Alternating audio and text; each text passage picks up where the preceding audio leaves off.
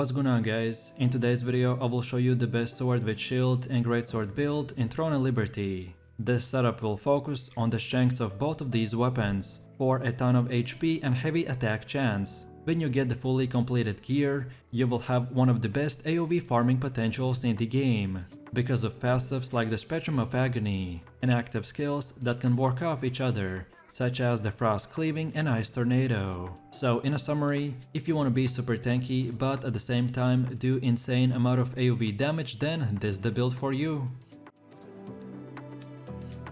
So let's move over to the gear, and I will split this section into two parts. In the next 30 seconds I will cover the leveling gear, so what you want to use until level 50. And then in the second part we will take a closer look at the fully completed endgame build and how it will work, as getting to level 50 takes just few hours, so I won't spend too much time in here. But in general, everyone starts with green uncommon gear, then at some point switches it out to the blue rare gear, and finally in the endgame, they fully get their epic purple gear. Depending on how fast you level and what specific activities you do, this progression will vary from player to player. But the most important things you need to keep in mind is that wearing green gear while leveling is completely fine. As you progress further into the game, you will gather more gear with additional stats, which will boost your raw damage, which is exactly what you want to focus on. It's also more costly to use traits on them, so don't worry about it.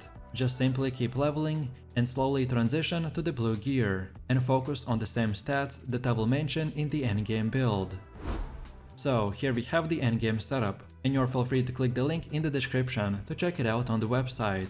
And don't forget that this will take some time to farm, so before you get the best of the best, you can simply use similar low-level purple gear with similar stats like we have right here. So first off, for the weapons I've chosen the sword and shield and the greatsword, and specifically I'm using the Nirma's Corruption sword with traits like the hit, heavy attack chance and the critical hit. Then for resonance trait we have the cooldown speed, and for runes on the attack we have the skill damage boost. Then on support the incoming heal, and for defense the max health. Next we have the Adentus Barbaric Blade with traits like the hit, heavy attack chance and the critical hit. Then for resonance trait we have the cooldown speed, and for runes on the attack we have the skill damage boost. Then on support the incoming heal, and for defense the max health. Next we have the General's Fury Headguard with traits like the max health, cooldown speed and the melee endurance. And for resonance trait we have the max health. Then for cloak we have the Commandant's Grandeur with max health, skill damage resistance and debuff duration. And as we have the same max health resonance trait on all of our gear, so I will stop mentioning it, but keep on using it. Then for chest we have the Grand General's Unbeaten Armor with traits like the melee endurance, ranged endurance and max health. Next we have the General's Frenzy Gloves with the attack speed, max health and melee endurance. Then we have the Grand General's Invincibility Gaiters with traits like the max health, ranged endurance and melee endurance. Then we have the Reaper's Footsteps with move speed, ranged endurance and magic endurance. Then for necklace we have the Abyss Conqueror's Necklace with max health, skill damage boost and buff duration. And for runes on the attack we have the Boss Melee Critical Hit. Then on defense the max health, and on support the incoming heal. Next we have the Beast King's Gilded Bracers with traits like the max health, skill damage resistance and debuff duration. And for runes on the support we have the Amitoi Health. Then on defense the max health, and on the attack the Boss Melee Critical Hit. Next we have the Transcendent Magic Ring with buff duration, skill damage boost and mana regen. And for traits we got on the attack the Boss Melee Critical Hit. Then on defense the max health, and on support the incoming heal. Next we have the Insightful Ring of Dimension with traits like the max health, buff duration and skill damage boost. Then for runes on the attack we have the Boss Melee Critical Hit. Then on defense the max health, and on the support the incoming heal. And finally for the last piece we have the Butcher's Belt with traits like the max health, skill damage resistance and debuff duration. And for runes on the support we have the Amitoi Health. Then on defense the max health, and on the attack the Boss Melee Critical Hit. Next up we have our attributes. And as you can see here, the white numbers are the ones that we are using from the start. Then the blue numbers are the ones I've allocated manually, and then the green points are the ones we get from our gear. Overall, we have 50 stat points to distribute however we want, and gear gives additional stat points that you cannot change. It's free to reset the stat points at any time, so that you can respect whenever you need to. For our build, the main priority is strength and dexterity. So our first goal in the mid-game is to reach 50 strength. For PVE, you care mainly about maximum damage output and health, so put points into the strength, which will give us 100 heavy attack chance, as well as additional HP. Then next we want to hit 30 dexterity, for increased crit chance, evasion and attack speed. Then for our third goal we want to get to 30 wisdom, for easy max mana and cooldown speed. And finally in the endgame with purple gear and respecking, we want to reach 70 strength, 31 dexterity, 30 wisdom and 40 perception.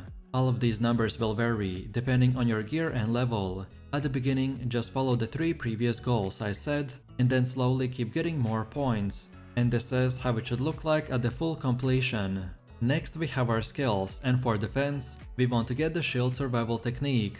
And then for active skills, the Gaia Crash, Shield Strike, Valiant Brawl, Annihilation Slash, Da Vinci's Courage, Devastating Tornado, Provoking Roar, Counter Barrier, Chain Hook, Stalwart Bastion, Strategic Crush and the Will Breaker. And lastly, for a few skills, I need to explain them a bit further. So as you can see from the gameplay, I don't have the skills icons on my bar.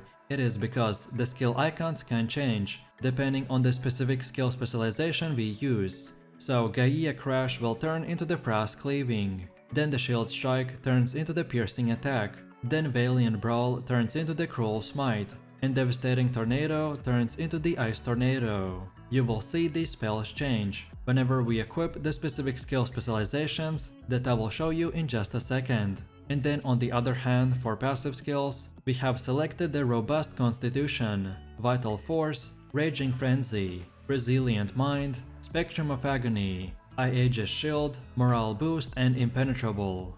Next we will quickly look into the skill priority, and we want to use quality and rare marine ore to craft quality and rare passive skills and active skill growth books.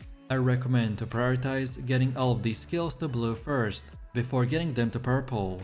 And then for the rest of your skills, they're not as important, so just upgrade them as you progress through the game. And for active skills, the main priority is Shield Strike and the Shield Survival Technique. Then a passive skill called the Robust Constitution. Then one more active skill, the Da Vinci's Courage. Then again a passive called the Resilient Mind. Then 2 more active skills called the Counter Barrier and the Stalwart Bastion. And then finally, for the last passive skill, we have the Aegis Shield.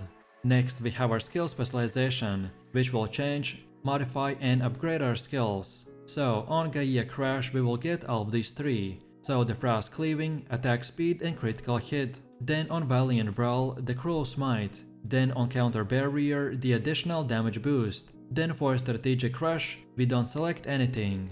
Then for Da Vinci's Courage, we get the duration, damage reduction and instant healing. Next we have the Provoking Roar, and we get the effect duration, cooldown and bonus damage. Then for Shield Strike, we get the Piercing Attack.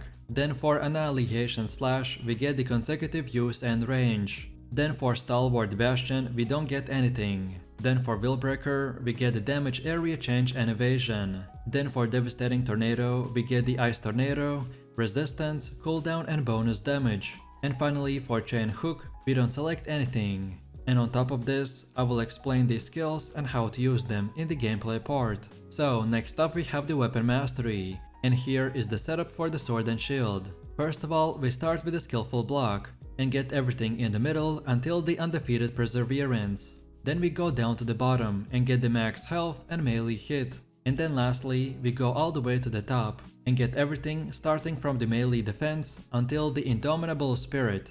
And then for greatsword, we start with a skilled vitality and go to the top to get everything from melee hit until the fierce attack, and then go all the way to the top and start selecting everything from range defense until the firm will. And now for the last and final build part, we have the Guardians. These are special transformations that add offensive or defensive buffs or even special attacks to your character for 30 seconds. And the best two choices is the Lady Knight Camarcia. This guardian lowers your cooldowns while also giving you a damage shield equal to 50% of your maximum mana. This is a strong defensive guardian whenever you're struggling to survive. Or then the other option is the Shade Remnant Steno. This guardian launches projectiles every second that can crit and heavy attack. Since our build is great at close quarter fighting, so this guy works perfectly for our playstyle. And now finally we have come to the gameplay part. So at the beginning of every fight, we start our AOE combo by activating the Da Vinci's Courage, and then we do huge AOE damage by using the Willbreaker, Provoking Roar, Frost Cleaving, Annihilation Slash, and then we finish it off with the Ice Tornado. And while we wait for our skills to come back up, in between we can use the Cruel Smite and Piercing Attack for spammable skills, and then we rinse and repeat. So in a quick summary, the Frost Cleaving and Ice Tornado are your basic two big AOE skills. Then the Cruel Smite and Piercing Attacks are your two spammable attacks that could be placed in rotation for amazing cleave damage. Then Da Vinci's Courage is our only buff, which adds damage reduction and adds attack speed for entire combo. Then as for Willbreaker, because of our specialization, this became a full AOE skill that lowers the defenses of all the mobs around you. We can also use Strategic Rush to reset your cooldowns alongside the Morale Boost passive. And finally, for our two most important passives, we have the Morale Boost, which is used to reduce the cooldowns of your skills when using the Collusion skill. And then the Raging Frenzy, that provides a significant skill damage boost depending on the mobs that are around you. And that's about it. So if you enjoyed this video, click like, subscribe and comment. And if you're interested in more content, then check out my channel. And I will see you in the next one. So take it easy. Peace.